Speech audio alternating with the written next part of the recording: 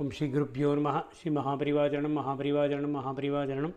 இன்றைக்கி தெய்வத்தின் குரல் பாகம் 5 சங்கர சரித்தம் என்ற தலைப்பில் பெரியவா சொல்கிறது மேலே வாசிக்கிறேன். இது பக்கம் 1072 ஆரம்பிக்கிறது. அத்வைதம் என்ன சொல்கிறது என்றால், நிஜமாக சிருஷ்டி என்ற ஒன்று பண்ணப்படவில்லை தான். அணுவும் சத்தியமில்லை, அணுக்களை சேர்த்து சத்தியமான ஜகத்து என்பதும் இல்லை, பிரகிருதியின் பரிணாமம் என்பதும் சரியில்லை. அப்படியானால் பரிணமித்த பின் மூல வஸ்து இல்லாமல் போய்விடுவது போல் சிருஷ்டிக்கப்புறம் பிரகிருதியே போய்விட்டதாகிவிடும். ஆக உண்டாவதும் இல்லை, மாறுவதும் இல்லை. பின்னே என்னவென்றால் ஒன்றே இன்னொன்று மாதிரி தோன்றுவது தான். பழுதை பாம்பு மாதிரி இருட்டில் தோன்றுகிறது, அப்படி பிரம்மமே ஜெகத் மாதிரி மாயையில் தோன்றுகிறது. இன்னொரு விதத்தில் சொன்னால், நிர்குண பிரம்மமே மாயையோடு கூடி சகுண பிரம்மமாகி தன்னையே ஜெகத் மாதிரி தோன்றும்படி செய்து கொள்கிறது. பழுதையிலிருந்து பாம்பு சிருஷ்டிக்கப்படவில்லை அல்லவா? பழுதை நிஜமாகவே பாம்பாக பரிணாமம் அடைந்தும் விடவில்லை அல்லவா? அப்படித்தான் ஜகத்து சிருஷ்டியாகவோ பரிணாமமாகவோ இல்லாமல் தோற்று மாத்திரமாகவே இருப்பது. விளக்கை கொண்டு வந்தால் இருட்டு போய் பழுதையை பாம்பாக பார்த்த பிராந்தி மறைந்து பழுதையே தெரிவது போல ஞானப்பிரகாசத்தில் மாயை இருட்டு போய் முன்னே ஜெகத்தாக தெரிந்ததே பிரம்மமாக தெரிய ஆரம்பித்துவிடும். சிருஷ்டி பரிணாமம் முதலான எதுவும் இல்லாமல் ஒன்றே இன்னொன்று மாதிரி தோன்றுவது தான் ஜெகத் என்பதற்கு விவர்த்தவாதம் என்று பெயர். ஆச்சாரியால் கொடுத்துள்ள விசேஷமான கொள்கைகளாக 3 சொல்வார்கள். ஒன்று விவர்த்தவாதம், இன்னொன்று அத்தியாசம் என்பது. அசலாக சிருஷ்டி என்று ஒன்றில்லை, பரிணாமமும் இல்லை. பௌத்துக்கள் சொல்வது போல் சத்திய ஆதாரமே இல்லாத பொய்த்தொடர் ஓட்டமும் இல்லை. சத்தியமான பிரம்மத்தின் மேலேயே பழுதையில் பாம்பு போல மாயையை ஏற்றி வைத்திருக்கும் தோற்றமே இந்த ஜகத்து என்பது அத்தியாசம். கலரே இல்லாத ஸ்படிகலிங்கத்தின் மேலே பின்னால் இருக்கும் செம்பருத்தி பூவின் சிவப்பை ஏற்றி வைத்து அது சிவப்பாக தெரிவது அத்தியாசம், சூப்பர் இம்போசிஷன் என்கிறார்கள். ஆச்சாரியால் அனுகிரகித்த 3வது விசேஷ தத்துவம் சத்தியம் அசத்தியம் என்று 2 இருப்பது மட்டுமில்லை, அஞ்ஞான தசையில் சத்தியம் மாதிரி இருந்து ஞான நிலையில் அசத்தியமாகிவிடும் ஒன்றும் உண்டு.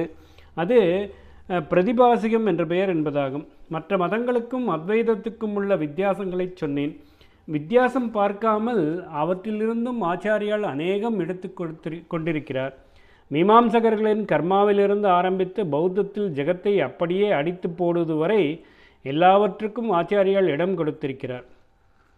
பக்திக்கு நன்றாகவே நிறைவே இடம் வைத்திருக்கிறார். தத்துவ ஆராய்ச்சியில் ஞான வைசேஷிக சாங்கிய யோகங்களில் என்னவெல்லாம் பிரயோஜனப்படுமோ அவற்றை எடுத்துக்கொண்டிருக்கிறார். பாட்ட மீமாம்சகர்களின் 6 பிரமாணங்களையே தான் தாமும் கை கொண்டிருக்கிறார். சாங்கியத்தை பற்றி கீதா பாஷ்யத்தில் ஒரு இடத்தில், அந்த சாஸ்திரம் பரமார்த்தத்தில் நமக்கு வித்தியாசமாக போனாலும் திரிகுணங்களையும் அவற்றை கொண்டு போக்தாவாயிருக்கும் ஜீவனை பற்றியும் அது சொல்வது பிரமாணமே ஆகும் என்கிறார். அவருடைய யோகதாராவளி பிரகரணத்தை பார்த்தால் அத்வைத லட்சியம்தான், ஆனாலும் அதற்கே பலவிதமான யோக சாதனைகளை எவ்வளவு டீப்பாக பிரயோஜனப்படுத்தி கொள்கிறார் என்று தெரியும். தமிழேயே கூட யோகசாஸ்திரமாக ஒரு சின்ன உலா அவர் பெயில் இருக்கிறது. சங்கராச்சாரியார் உலா என்று அந்த புஸ்தகம் மெட்ராஸ் மேனுஸ்கிரிப்ட் லைப்ரரிக்காரர்கள் அச்சு போட்டிருக்கிறார்கள். எம்மதமும் சம்மதம் என்பது ஆச்சாரிய சித்தாந்தத்துக்கே பொருந்தும். ஒவ்வொரு மதத்துக்கும் ஒவ்வொரு நிலை வரை ஏற்றி விடுவதற்கு சத்தியங்கள் இருக்கின்றன. அப்படி ஏறிப்போனால் கடைசியில் அத்வைத சாஸ்திரம் சிகரத்துக்கே ஏற்றி வைத்துவிடும். அவரைப் போல தாம் கண்டனம் பண்ணிய சித்தாந்தங்களையே உபாயமாகவும் எடுத்துக்கொண்ட எவரும் இல்லை. அனுஷ்டானத்தில் தப்பு மதங்கள் இருக்கப்படாதென்று அவர் அயராமல் பாடுபட்டாலும் அறிவாராய்ச்சிக்கு எல்லா மத புஸ்தகங்களும் இருக்கத்தான் வேண்டுமென்று நினைத்தார் என்பதற்கு கதை சொல்வார்கள். ஜைனனான அமரசிம்மன் அவரிடம் தோற்றுப்போன பின் தான் எழுதிய புஸ்தகங்களை எல்லாம் நெருப்பில் போட்டு கொண்டிருந்தானாம். இதை ஆச்சாரியால் கேள்விப்பட்டதும், அடடா, சிந்தனாசக்தியில் தோன்றுகிற எதுவுமே அறிவாளிகளுக்காக எக்காலமும் ரட்சிக்கப்பட வேண்டியதாயிற்றே, இவன் ஏன் ஜைன புத்தகங்களை கொளுத்தணும் என்று நினைத்தாராம்.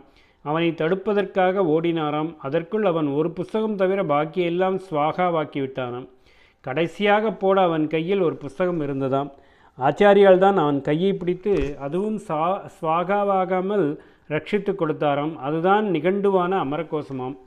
அவர் நிராகரணம் பண்ணின 72 மதங்களில் பலவற்றுக்கும் ஒரு புஸ்தகம் இப்பொழுது இல்லை. அவர் கண்டனம் பண்ணின பூர்வகால சூத்திர பாஷ்யங்கள் பிருத்திவீதவர் போன்றவர்கள் பண்ணினவை நமக்கு கிடைக்கவில்லை என்றால் அவர்தான் அழித்து விட்டார் என்று அர்த்தமில்லை. அந்த புஸ்தகங்களை எழுதினவர்கள் அல்லது அனுசரித்தவர்களே ஆச்சாரியாளின் சத்திய சித்தாந்தம் வந்த பிற்பாடு அவை இருக்க வேண்டாம் என்று அழித்து விட்டார்கள் என்றுதான் அர்த்தம்.